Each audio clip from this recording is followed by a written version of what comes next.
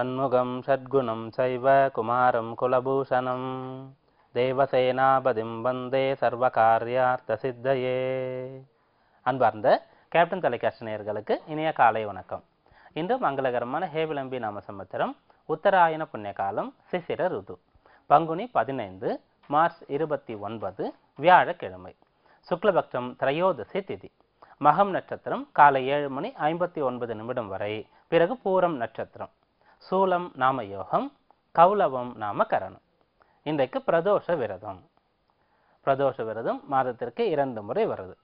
வளர்பிறையில் ஒன்று, தேய்பிறையில் ஒன்று. பொதுவாக பிரதோஷம் அப்படின்னு சொன்னாலே அமாவாசைக்கு 2 நாள் முன்னதாக ஒரு பிரதோஷம், பௌர்ணமிக்கு 2 நாள் முன்னதாக ஒரு பிரதோஷம். வளர்பிறை தேய்பிறையில் வரக்கூடிய பிரதோஷங்கள் இரண்டுமே விசேஷமானது தான். நம்முடைய தோஷங்கள் கஷ்டங்கள் இதை தீர்க்கக்கூடியதற்காக நாம் விரதம் இருந்து சிவபெருமானை வழிபடலாம். தோஷம்னு சொல்லக்கூடிய ஒரு வார்த்தையானது பல பொருளை கொண்டதாக இருக்கு. பிரதோஷம் சொல்லும்போது இதற்கும் பல அர்த்தங்கள் சொல்லப்படுது. அதுல ஒரு அர்த்தமாக நம்ம புரிஞ்சுக்கலாம், நமக்கு பல தோஷங்கள் இருந்தாலும் கூட இந்த பிரதோஷம் அன்றைக்கு நம்ம விரதம் இருந்து சிவபெருமானுடைய அபிஷேக ஆராதனைகள்ல கலந்து கொண்டா அந்த தோஷங்கள்ல இருந்து நம்ம மீண்டு வரலாம் அப்படின்னு. மேலும் இன்றைக்கு வியாழக்கிழமையாக இருக்கு. வியாழக்கிழமைன்னு சொன்னாலே குரு வழிபாடு செய்வதற்கு உகந்தது.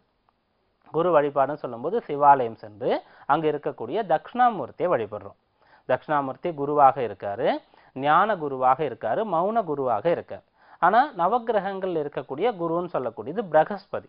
இவர் வேற, இவர் நவகிரகங்கள்ல குருவாக இருக்கார். அதுலயும் 2 குரு இருக்கு நவகிரகங்கள்ல. ஒன்று தேவகுரு, மற்றொன்று அசுரகுரு. தேவகுருன்னு சொல்லக்கூடியது பிரகஸ்பதி, அசுரகுருன்னு சொல்லக்கூடியது சுக்கிர பகவான் சுக்கராச்சாரியர். அவர் வேற, தட்சிணாமூர்த்தி வேற. தட்சிணாமூர்த்தின்னு சொல்லக்கூடியது இந்த லோகத்துக்கே குருவாக இருக்கக்கூடிய அம்சம். அதனால வியாழக்கிழமைகள்ல சிவாலயம் சென்று தட்சிணாமூர்த்தியை வழிபடலாம். ஆனா இந்த குருவுக்கு உண்டான கொண்டக்கடலை மாலை அதெல்லாம் தட்சிணாமூர்த்திக்கு சாத்தணும்னு அவசியம் கிடையாது. அது நவகிரகத்துல இருக்கக்கூடிய பிரகஸ்பதின்னு சொல்லக்கூடிய வடக்கு பார்த்து இருக்கக்கூடிய மஞ்சள் ஆடை அணிந்து கொண்டு இருக்கக்கூடிய குருவுக்கு அதை சாத்தணும். அவருக்கும் இவருக்கும் இருக்கக்கூடிய முக்கியமான வித்தியாசம் மிக எளிதாக புரிஞ்சுக்கலாம். தட்சிணாமூர்த்தி தென்முக கடவுள்னு சொல்லப்படுவார். இவர் தெற்க பார்த்து இருப்பார். ஆனா நவகிரகங்கள் இருக்கக்கூடிய குரு பகவான் வடக்கு பார்த்து இருப்பார்.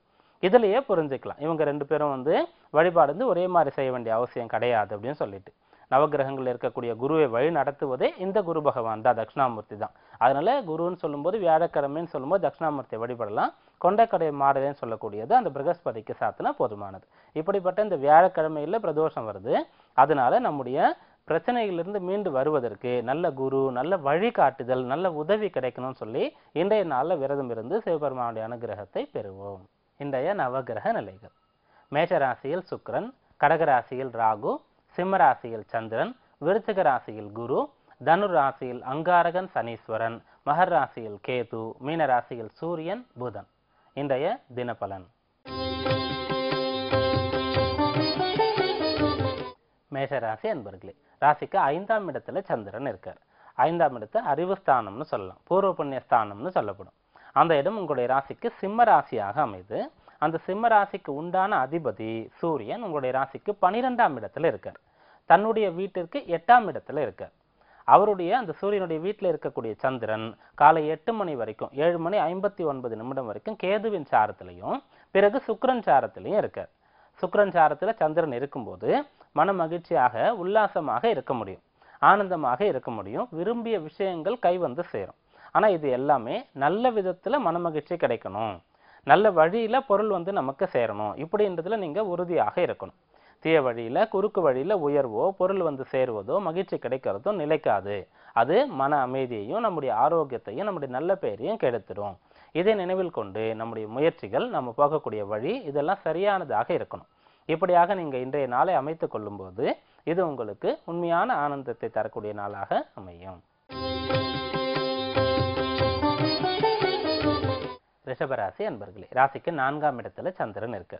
காலை 8 மணிக்கு உங்களுடைய ராசிநாதனாக இருக்கக்கூடிய சுக்கிரன் சாரம் சந்திரனுக்கு கிடைச்சிருது. ராசிநாதன் சாரத்துல சந்திரன் இருந்து 4ஆம் இடத்துல இருக்கிறதுனால கல்வி கேள்விகள்ல சிறந்து விளங்கலாம்.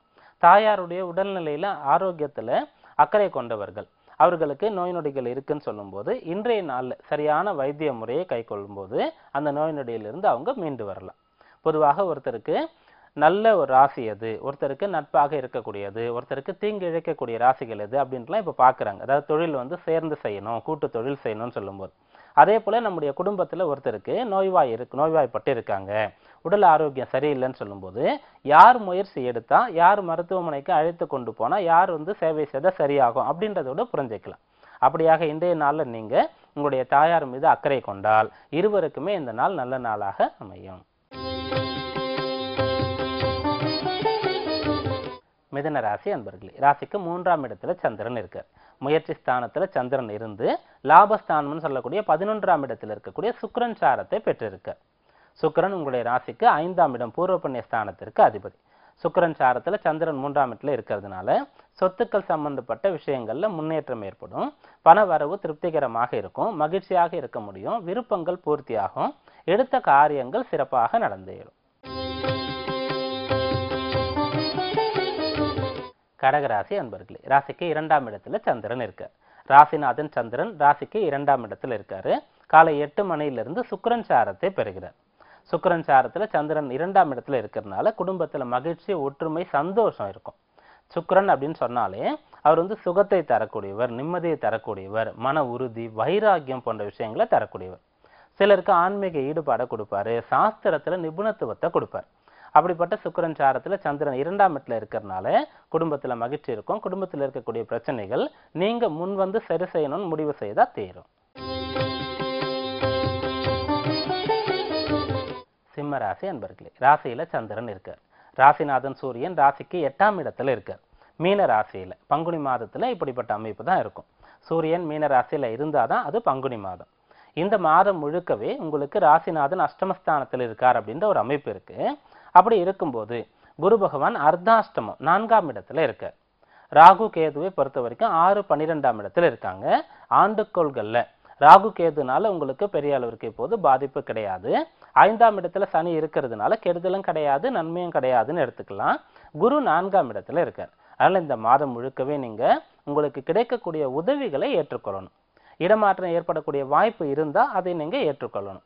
ஸ்தல யாத்திரைக்கு செல்வது, அதே போல உங்களுடைய நேரத்தை ஓய்வாக கழிக்காம பயனுள்ளதாக கழிக்க முயற்சிக்கிறது, தேவையில்லாத நண்பர்கள், தேவையில்லாத பழக்க வழக்கம் போன்ற விஷயத்திலிருந்து விலகி இருக்கிறது, இதை செய்யும் போது இந்த நாள் உங்களுக்கு சாதகமான நாளாக அமையும். கன்னியா ராசி அன்பர்களே, ராசிக்கு 12ஆம் இடத்துல சந்திரன் இருக்கார்.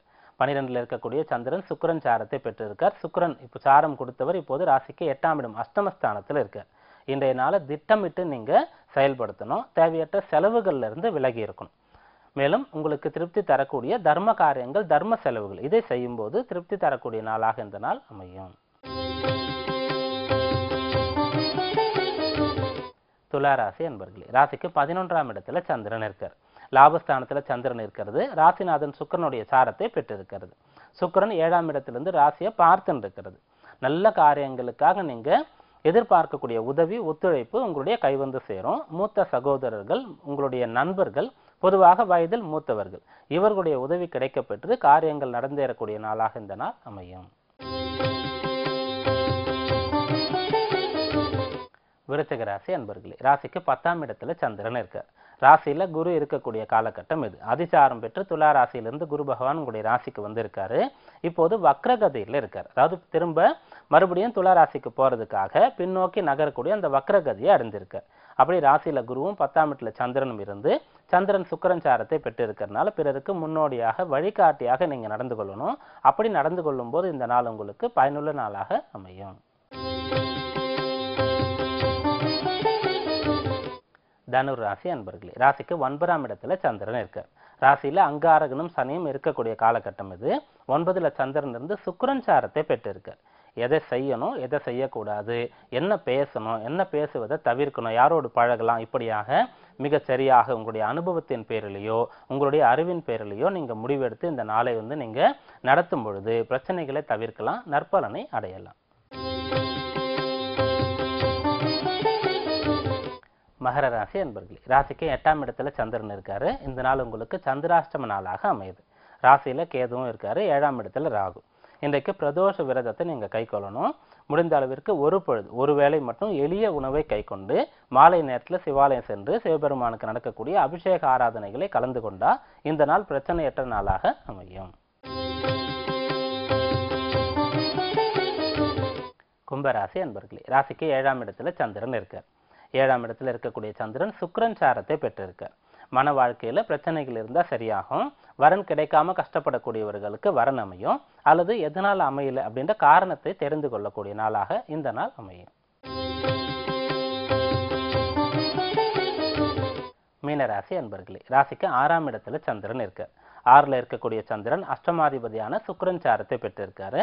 கடன் கொடுக்கறது வாங்கிறது போன்ற விஷயங்களை இன்றைக்கு நீங்க தவிர்க்கணும். அதே போன்று உடலுக்கு ஒத்துக்கொள்ளாத உணவு வகைகளை சாப்பிடுவது, வெளியிடங்கள்ல சாப்பிடுவது இதை தவிர்க்கணும். பிரச்சனைகள் ஏற்படாத அளவிற்கு சிந்தித்து செயல்பட்டா இந்த நாள் உங்களுக்கு நிறைவை தரக்கூடிய நாளாக அமையும்.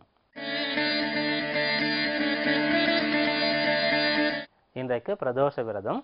பிரதோஷ விரதத்தை அனுஷ்டித்து சிவபெருமானுடைய அனுகிரகத்தை பெறுவோம். நாளைக்கு பங்குனி உத்திரம். பங்குனி உத்திர வழிபாடு, ஆலயம் செல்லுதல் போன்றவற்றிற்கு நம்மை தயார்படுத்திக் கொள்வோம். மீண்டும் நாளை சந்திப்போம். நன்றி, வணக்கம்.